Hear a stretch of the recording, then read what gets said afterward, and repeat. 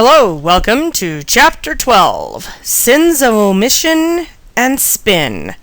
This is Humanities 140, Critical Thinking in the Modern Age. So, why would somebody omit information? Well, essentially it's because people want to shape the way you think and act. In other words, they're trying to manipulate you. So, for example, parents know that Lunchables are easy to use for school lunches, and kids tend to love them. But what is not being advertised? What is not being put out there? Oh, the simple fact is that Lunchables are probably the worst thing you can feed your kid. So, you'll see the two charts I have here. The first chart on the left tells you that the average young person should have about 24 total grams of sugar a day. The total amount of sugar in a box of pizza Lunchables, very popular, is 28 grams of sugar, which means that it's more than all the sugar the kid is supposed to eat in one day. The other issue is the salt. A typical elementary school-age child should consume about 1,200 milligrams of sodium per day. But in a Lunchable with ham, Swiss, and crackers, it contains 1,130 milligrams of sodium, which is almost the full day total. So that's without breakfast, that's without dinner, snacks, and everything else.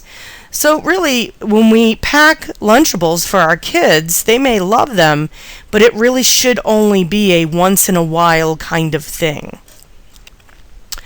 Information is also omitted because it's not going to appeal to you.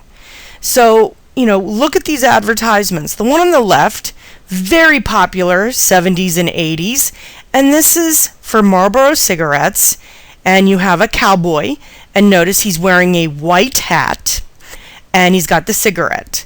And if you notice where the lasso kind of highlights, and that is his crotch region. And basically what the subliminal message is that smoking will make you manlier, it'll make you more masculine, it's a manly thing to do. So it's a way of encouraging not just on a conscious level, but also on an unconscious level, that smoking will make a man out of you. Now, on the right-hand side, we have the fact that cigarettes are not only addictive, but they're very dangerous for our health. And what you see is a man, and again, the cigarette is fully displayed, but where is the smoke coming out of? His throat. He's had a tracheotomy or some other operation that forces him to smoke out of his throat. Which is really kind of disgusting. So when you look at these ads, you see that, smoking is a very dangerous activity. And where is it on the Marlboro? It's tiny, tiny letters on the left, on the bottom, that says the Surgeon General may find smoking to be dangerous to your health. So it really is a idea of let's omit the bad stuff and show off the good stuff.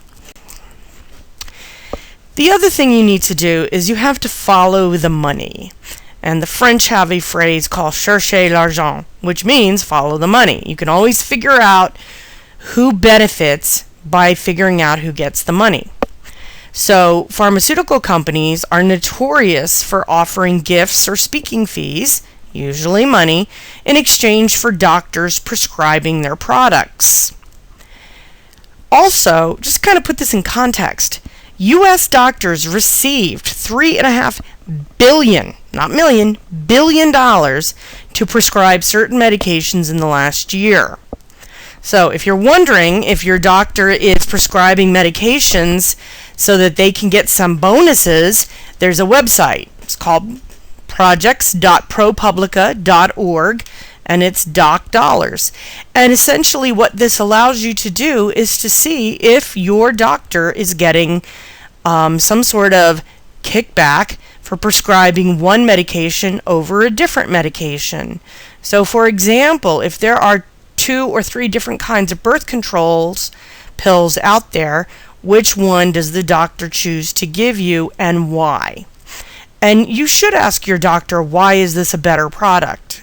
Because as much as we want everybody to make their fair share of income, you want to make sure you're getting the best possible product. Now, what we like to talk about is this idea of shaping the argument. In political circles, we call this spin, and it is achieved through providing what we call a biased interpretation of an event. In other words, we want to manipulate someone to believe something. By emphasizing and omitting certain information, a politician can shape the presentation of material to make it look really appealing or very damaging. So over here on the right-hand side, on the bottom, I want to specifically point out this cartoon. It's a politician standing in front of a news camera, and he says, "My goal is to eliminate poverty. From now on, we're going to call it negative wealth." The important point to take away from this is that words matter. Rhetoric matters. People will use words to manipulate you, and it is your responsibility to figure that out, because if someone is trying to manipulate you, by that very definition, they're not going to help you understand it better. Now, other things that have been used to spin or shape information, one of them is called cherrypicking, which means we select specific facts and quotes that support our position without revealing the entire statement. So, for example, a pharmaceutical company could pick and choose trials where their product shows a positive effect, ignoring the unsuccessful trials. One of the most popular ways that people cherry pick is using the Bible. So they may say, oh, in the Bible it says that man shall not lie with man, so homosexuality is a sin. It says that in Leviticus. Well, in Leviticus it also tells you how much you can buy and sell your slaves for, depending on the color of their skin. It also tells you that if you work on a Sunday, somebody can stone you to death, and you can't touch pigskin, so forget the NFL. And let's not forget, if you wear two different kinds of fabric, for example, cotton and wool, you can be stoned for that too. So people cherry pick from Leviticus, despite the fact that the vast majority of these laws are so outdated and absurd that nobody will pay any attention to them. Another option is called the non-denial denial, which is a statement usually made by a politician or spokesperson who repudiates or denies a story in such a way as to leave open the possibility that it is actually true. So, for example, Bill Clinton said in 1998 that he did not have sexual relations with that woman, Miss Lewinsky. A few months later, Clinton had to admit that he had had oral sex with Monica Lewinsky because a dress she had worn was put into evidence, and it contained the evidence of sexual output for the president, if you know what I mean. And when he was asked about whether or not he lied, he said that he didn't, because he used a legal definition of sexual relations, which only includes intercourse but not oral sex. So he used a very technical definition to weasel out of admitting that he lied. Then we have mistakes were made, and it's an expression used by a speaker acknowledging that a situation was managed using low quality or inappropriate handling, but seeks to avoid any direct admission or acceptance of responsibility by not specifying the person who made the mistakes. Also, the word mistakes does not imply it was intentional. It was an accident. Mistakes were made. So, for example, most recently, New Jersey Governor Chris Christie said in 2014 that, quote, mistakes were clearly made, unquote, in reference to the George Washington Bridge lane closure scandal. And in case you are not up to speed on your Chris Christie news, essentially it came out that somebody in his office ordered certain lanes of the George Washington Bridge to be closed during rush hour, which resulted in a 6 to 8 hour traffic jam. And this was done in retaliation because the mayor of the town where the bridge was politically against Chris Christie.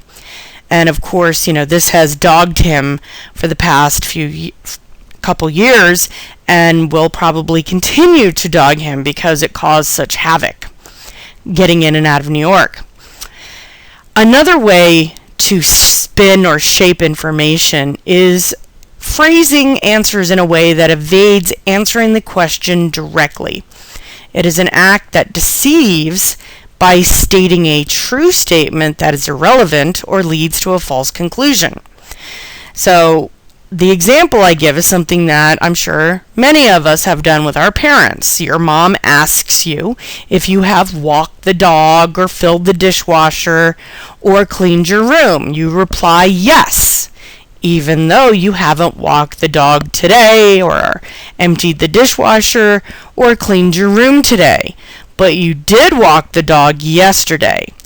Your mom didn't specify a time period, so you evaded answering her question directly. You answered it in a very general sense, whereby you're not actually lying, but you're evading or avoiding the point of the question. Another technique is called burying the bad news, which means that a company or a politician will announce unpopular things at a time when it is believed that the media will focus on other news. And in some cases, governments release potentially controversial reports on summer-long weekends to avoid significant news coverage, because we know that on a long weekend, especially Memorial Day, Labor Day, Thanksgiving, people are not sitting home watching the news. George W. Bush used to release reports on the increasing levels of poverty in the United States on a Friday because people are less likely to watch the news over the weekend. Prior to Bush's tenure in office, these reports would be normally released on a Tuesday or a Thursday. So this way, when it came out that more and more Americans were living in poverty, most of us were out having dinner or at a party or watching a movie at home, and we weren't watching the news. Another option, and this is the perfect way to apologize if you don't really mean it, it is the non-apology apology. And it is a statement that sounds like an apology, but does not actually express any remorse. So the example, and I guarantee you use this when you fight with your love muffin, and you are going to be golden. I am sorry you feel that way. You're not apologizing for what you did, you're apologizing for the way the person feels. So it's kind of a apology technicality. The other things that come with omitting information or shaping information is the fact that people don't have the internet in their brain. We don't have the ability to know everything. So we have this thing called limitation of time or space. So you're standing in line at the bank, somebody starts complaining about Obama, and you completely disagree. So you engage them in conversation. But the problem is you have 3 minutes to get your point across. And you may not have all the facts memorized, so you may not be able to thoroughly argue your position. And even if you are writing something, you generally have a limited amount of time. And space. So if the teacher says you have to write your opinion in 1 page, which is about 250 or 300 words, you can't go into a 10,000 word dissertation on why you think something is wrong or good or indifferent. The other issue is that people have very limited attention spans. And to put this in context, and this is information that came from the Associated Press in 2013, the average person in the United States has an 8-second attention span.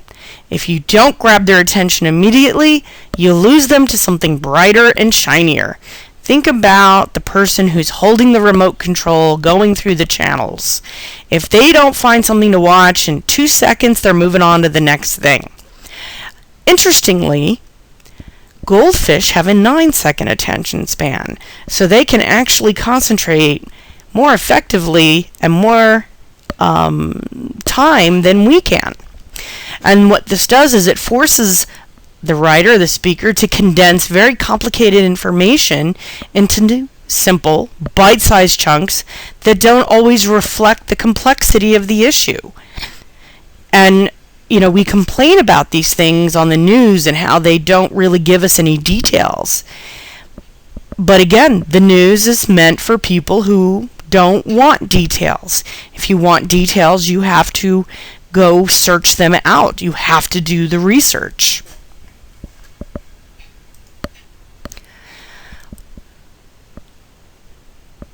Additionally, it's impossible to have all the facts. Like I said, your brain is not the internet. So we tend to focus on 1 or 2 facts that we are 100% sure of, and we often miss a fact or two that could be more compelling. The other thing is, people shape their argument to their own perspective, and they often hide or overlook other information that contradicts their interpretation. So down here we have Joe Biden, who's our vice president in 2015, and there's this he has a reputation of putting his foot in his mouth, saying dumb things, and so he is in this comic saying run for your lives, making it sound like there's a catastrophe. The White House spokesman on the other side of him says what he's trying to say is jogging is good for you. So again, you have to be careful about how people try to manipulate you with words. Additionally, people have different morals, values, beliefs, and opinions than you do, which leads them to have a certain attitude that they may believe is a fact. So, for example, the Republican platform believes that food stamps encourage poor people to rely on government handouts and will ultimately harm them into thinking that they don't have to work hard. On the other side of the aisle, the Democrats believe that food stamps are a bridge to help people rebuild their economic well-being so that they can stand on their own 2 feet. 2 very different perspectives. And yet, the country is pretty much evenly divided between these perspectives. And again, where this comes from is our own set of values. Ultimately, we have to remember the truth is out there. But you have to do the research if you want to know what is the real story. Quickly, because I know we've talked about all of these things multiple times. 1, ask yourself, what are the reasons someone would disagree? 2, are there research studies that contradict a perspective? And remember, look for a preponderance of research studies.